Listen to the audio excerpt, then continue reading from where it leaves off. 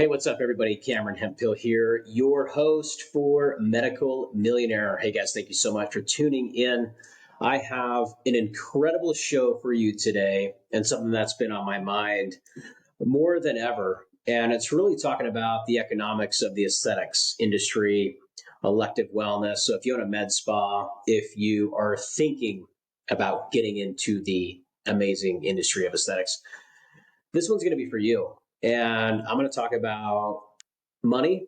I'm going to talk about finance. And I'm going to talk about what practices put themselves in a position to be successful and ones that do not.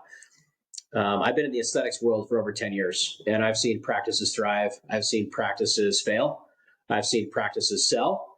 I've seen practices go from one location to 10 locations. I've seen them go to 20. I've seen them go bankrupt. I've seen them close their doors. I feel like I've seen everything at this point in time.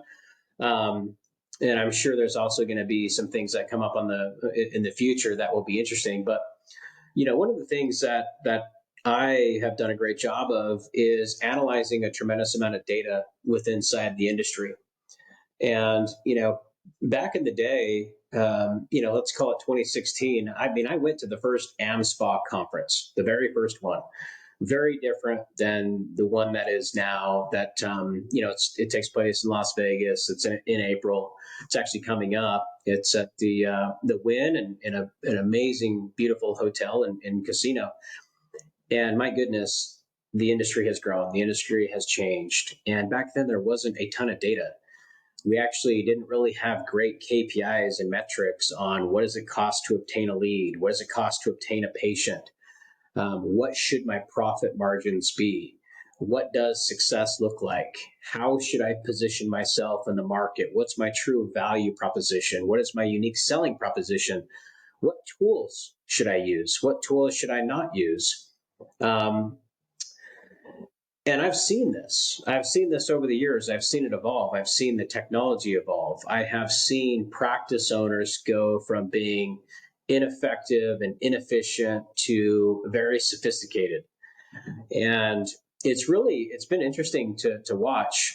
And the one thing I'll say is the practices that absolutely thrive, the ones that tend to stick around, they know their numbers and they are expert marketers. And you may have heard me say that before, but when I'm recording these episodes without guests on, I try to come up with topics that put me in a position to give you guys as much value as I possibly can. And over the past couple of months, I have combined a tremendous amount of data from EMRs, online bookings, payment systems, consultants, private equity companies, MSPA, membership companies, marketing agencies. And it's very interesting what the data shows. And so what I want to give you guys today is really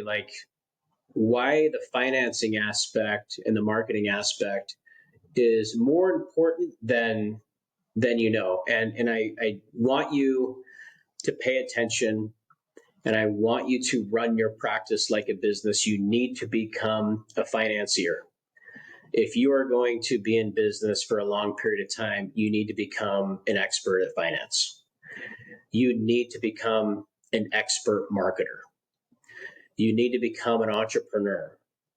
You have to learn how to delegate things to your team members, okay? So let's just go through some of the revenue talking points and profitability. So how much does a med spa really make? And that can vary depending on size, location, demographic, sales, number of providers, treatment rooms, right? But on average, nationally, it's right around 1.1 to 1.4 million. That's the top line revenue. And when I'm saying top line revenue, that's the total income in one calendar year. Okay. And this was actually the numbers from AmSpa that they put out there in the State of the Industry report last year. And I've also challenged that survey with numbers, and I've surveyed a tremendous amount of owners myself. And that's the number that seems to be quite accurate. And so we're going to go off of that. the profit margins, they tend to be right around 20 to 30%. So let's make numbers easy. If you're doing $1 million in top line revenue and you are making 30%, you're making 300 grand. It's a pretty good job, pretty good income. Depending on where you live and what your lifestyle is. But I think if you live within your means and you understand financing, you can actually put yourself in a position to make a tremendous amount of cash by saving some of that income and then deploying it through either additional marketing or services or other utilities that are going to produce passive income for you. Okay. What I don't want you to do is say, oh, you know what, cool. Cameron said that we're, the national average is in this range. That's where we are. We're above average, and you pat yourself on the back. And then when you really go look at your books, you're doing below 20%. If you are doing below 20% take home, you really need to start looking at your numbers and understanding what every dollar that's going out, is it producing an ROI, or like what's the purpose of that dollar, right? Like, as you continue to grow and scale your med spa, we have a tendency to get lazy with our finances because there's a lot of cash coming in. Remember the time when you first opened your practice and you were looking at every single dollar, every single dollar coming in and going out?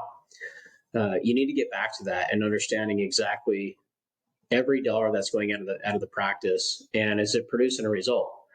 Because if it's not, maybe it should be, if it's a subscription that you're not using, you're not getting the value out of anymore. You should take an audit of all your subscriptions you had out there.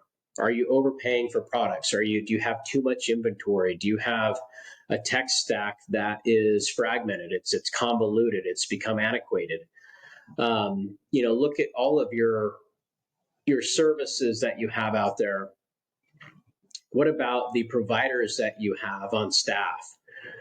Have you done an audit of the commissions? Are they selling all the time available in the day? If you have rooms that are not being sold, right? Let's say you have 2 rooms available throughout the day and one of them is booked and the other one's not. It's just sitting there. That's 8 hours of time that could have been sold. And understanding you guys sell time, right? And the patient is buying an experience and they're buying self-confidence.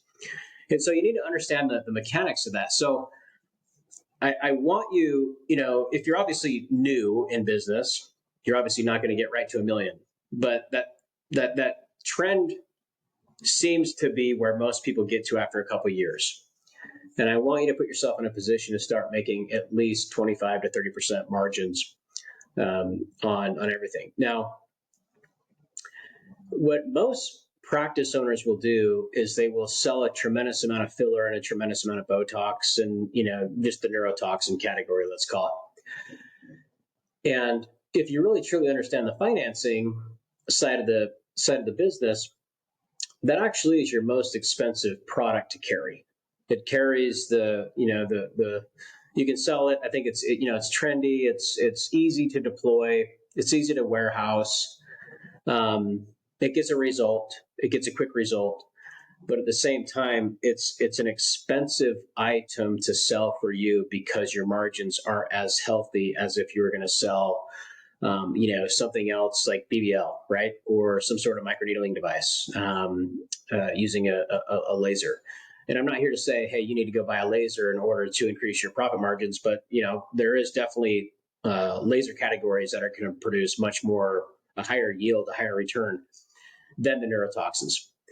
And if you are $1 million and you're making 30% and you're fine with that and cool with that, that's great. I'm not saying that you need to get to the next level, but it's important to pay attention to what you're doing and how you can maximize your day and your time. Because if you were selling more laser services, and I'm not a laser rep, I don't represent any laser companies. If you were, let's say you reduced the amount of injectables you were selling and you started to sell more of the treatments around lasers, CO2 lasers, whatever you want to call it, the margins are substantially higher. Now, you could easily put yourself in a position to where your medical aesthetics practice, and I'll just use the $1 million top line revenue as a benchmark, and introduce more high margin services. You could actually take that 30% upwards to 50, 60%. And that's producing the same amount of revenue. So all you're doing is introducing an alternative that has a higher margin, a higher yield, and you're taking home more money. Imagine you're in business for a year, all you sell is neurotoxins, you run it at 30%, you got $1 million top line, 30% net, you're making 300 grand. You change out your go-to-market strategy slightly, and you start to introduce more of these high margin solutions. You could actually go from taking home 300 grand a year to 500 grand a year with the same revenue. And then that's going to put you guys in a position to obviously invest in other categories of the business, right? Do you want to hire staff? Do you want to roll out other lucrative revenue streams? Do you want to invest in yourself? Do you want to buy a building? What does that look like? And so every single percentage that you can increase your bottom line is dramatic. Going from a 20% net margin to 25% net margin on $1 million top line, you're talking $50,000 in take home money. That's $5,000 a month in take home money. That's going to pay your entire mortgage, right? And some, depending on where you live and what you guys have going on. So it's really important to understand what your bottom line is. And if you guys if you don't know how to do it, there's definitely contacts within the database that you guys could hire. But it's pretty simple to go set up a QuickBooks account, bring in all of your accounts receivable, accounts payable. It sucks in your bank account, and you can just watch a YouTube video and figure it out and be able to understand your numbers at a much more attractive way. And you can even obviously get into EMRs and have that as well. But understanding what that looks like, and then being able to break that out and saying, okay, I did $1 million in this year. What was my costs? What was all my overall costs? What is the most expensive thing outside of paying myself first? What is the most expensive thing that I have? And break it down more granular. Look at the inventory that you have that you sold, right? Look at your rent. Look at where you're at. Your insurance. You should shop your insurance every year. Insurance is getting kind of expensive, and it's definitely gone up in the past few years. So any way that you can consistently improve your net income, which is your EBITDA, it's going to give you more cash, and it's going to put you in a position to actually have a more valuable asset. And your MedSpa is an asset, and it needs to be looked at that way. It produces cash, and the smarter you are with managing the cash, the more well-positioned you're going to be to have a utility that's going to produce income for you. And what's interesting when you get on the private equity side is there will be a day and time that you sell your practice, right? You either sell it or you close your doors, depending on who you sell it to, maybe today, maybe in 10 years. I don't care. I don't know. And I'm not here to say, I'm pro private equity. I'm pro you doing whatever you want to do that makes sense for you and your family. But if you go to sell it for the most you can. Why wouldn't you, right? So the higher the EBITDA, the higher the private equity group or strategic buyer will actually pay you for your practice. And it's on a multiple. Okay. So if you have if you're running at 20% EBITDA 1 year and you're thinking about selling your practice, and you decide, I'm going to go through this exercise and bring my EBITDA up to 30% from 20%, what's going to happen is instead of them paying you, and I'm just going to use examples, instead of them paying you a 4x return on your 20% EBITDA, and let's use the formula of you do $1 million in top line revenue, you're running at 20%, you make 200,000, and they pay you 4x on 200,000, they're going to pay you $800,000. Okay, that's what a 4x EBITDA would be on a 20% marginable business that operates, at $1 million, or that brings in $1 million and operates at 20%. Well, if you take that to a 30% EBITDA, now you're making 300 grand, which is more money. But a private equity company is going to look at you in a much more attractive manner, and they're going to pay you a higher multiple. again, I'll use examples here, but typically, they're going to pay at least 1 to 2, maybe even 3 times higher. So now let's take that 300 grand and times that by 5. So now you're going to sell this practice for 1.5 million. You take the 300 grand, the EBITDA, you times it by 5 because they're going to pay you a 5x. So now you just went from selling your practice at 800 grand to $1.5 million, more than double. So that's why it's so important to know your numbers and then peel off charts of where is your biggest expenses and can you kill those expenses, and can you trade those expenses to where you're going to produce a return. Okay. And here's the other component, guys.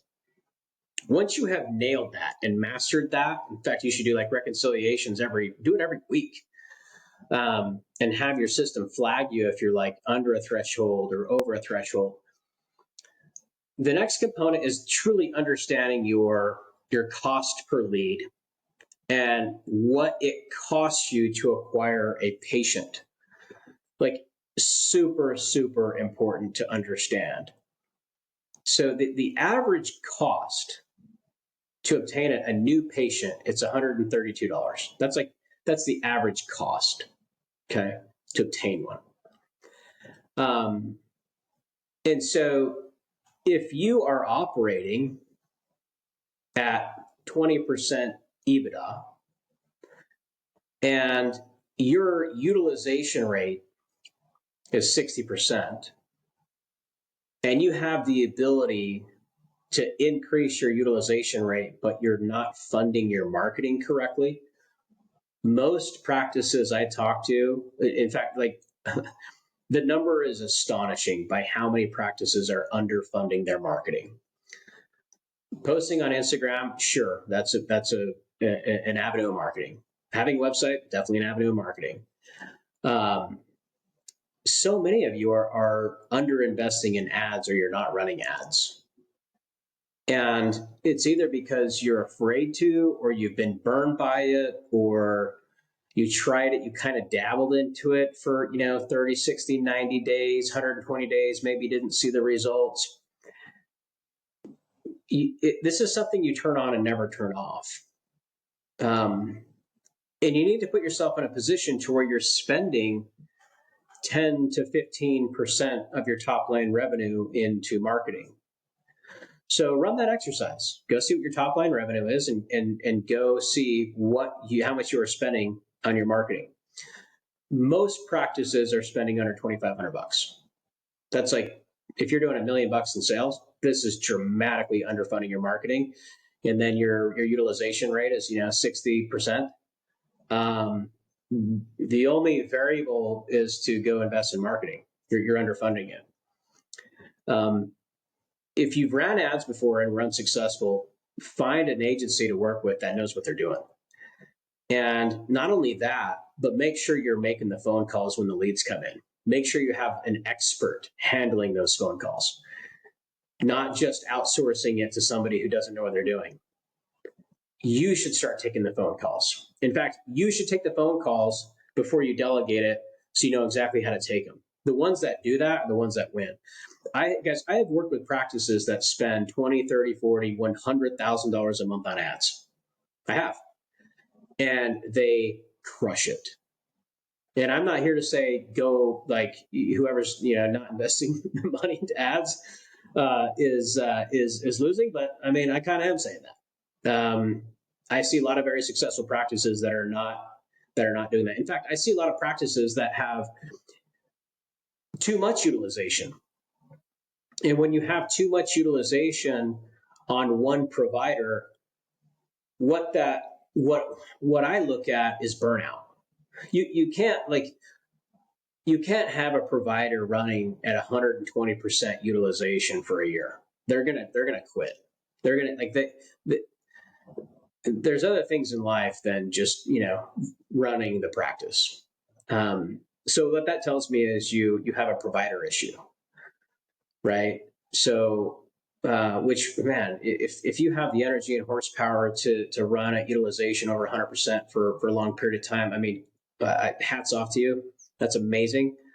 But I truly feel there is a point where you need to restructure your thinking, because that means that you have a provider issue and you should go get a provider and reduce that utilization on yourself and delegate that to someone else. In fact, I think a nice challenge would be to continue to try to reduce your utilization rate if you are a single provider owner and you are wanting to have the business run by itself. Like, imagine how nice it would be to go on vacation and the practice makes money for you. That would be an amazing thing, and at the end of the day, as a practice owner, you sell time, and the patient is buying an experience and a net result of confidence. That's why they came to you. But you're selling time. It's one of the downfalls of the business is selling time. So you need to make sure that you put yourself in a position to hire strategically, look at your numbers. If you're a single provider, you're overutilized, look to reduce that and bring in providers that are going to bring in value to the practice, and compensate them correctly so they don't leave. Very, very important. Very important. So if you're under the utilization benchmark, invest in marketing. That would be most of you. If you're over utilization, start seeking a provider. There's wonderful resources out there to find providers and experts that you can bring into your practice and service your patients, so then you can go on vacation with your family and continue to produce income. It's going to be okay. They probably aren't going to be as good as you. They're not going to ever run the business as good as you. But if they can do it 90% as good as you, then you should be okay with that. They're never going to be you. Okay. The other thing I want to point out here, guys, is the revenue per treatment per hour. And the more I look at this, the more it is completely discounted. Like, it should be higher. So the revenue per treatment per hour, the industry average, it's right around $530. And shoot, $530 for an hour of treatment, like, that sounds great on the surface, but there's always a cost. You have time and you have the products you're selling. So if you're selling neurotoxins and your time, those margins can actually get pretty small, right? That's why selling the neurotoxin is actually the most expensive service you could sell. So you need to increase that number. You need to continuously increase that number. That's because you already have the patients there. You already have them there. Introduce them to the treatment plan. Introduce them to all the services and memberships and everything you guys have. There's practices out there that I have seen that their average revenue per treatment per hour is more like $2,000. And these aren't like the locations in Beverly Hills. They have just put themselves in a position to strategically introduce treatment plans and services at the time of checkout, or in the consultation, or on their marketing, or on their website, or wherever, in a strategic way to where they are able to introduce more services to the patient base and increase that spend per patient. Okay, so let's just run the numbers for a second, just so I can have you understand how important this is. Let's say you're doing $530 an hour, and we are going to times that by 8 hours in a day, that's $4,240. Okay. I'm just going to use that number in one day. Top line revenue, $4,240. And I'm just going to go ahead and divide that by 2, because we have a 50% margin. And then let's say we pay our time $100 an hour. Let's minus $800. So we really made $1,320. That's the take home. And that could change, obviously, depending on how you guys operate your business. But that's the actual take home. Now, imagine if you have the same hours in the day and you're able to double that patient spend per hour and put it to 1,000. So if you now have 1,000 and you times that by 8 hours, that's going to give you $8,000. Okay. Now, let's say you sold neurotoxin. I'm going to do worst case scenario, divide that by 2 at a 50% margin, minus your cost of 8 hours a day, 100 minus 800. You now made $3,200. So instead of making $1,300, you made $3,200. Okay, you basically tripled your money. just by doubling your patient spend volume per patient per hour. Okay, so if you guys can nail those things, you are going to be put in a very, very successful position. The most successful practices are the best marketers. They're the ones that are able to accumulate patients. And when those patients come in and you give them an experience, they stay and they spend money. The practices that understand their margin, their net income, and how to reduce costs and introduce treatments that have higher return, those are the ones that can take their current patient base and increase their take-home cash in a dramatic way. They understand finance. The ones that know how to market and understand their utilization rate and actually deploy marketing through paid search campaigns and keep that patient acquisition cost as low as they can and convert more, those are the ones that win. Then the ones that are able to introduce new treatments and increase the average spend per patient visit, like those are the three takeaways I want you guys to get out of this episode. Know your net income and how to increase it by reducing expenses and introducing high margin sales. Know your patient acquisition cost. Know your utilization rate. If your utilization rate is too low, invest in marketing. That's the only answer. If your utilization rate is too high, get a provider.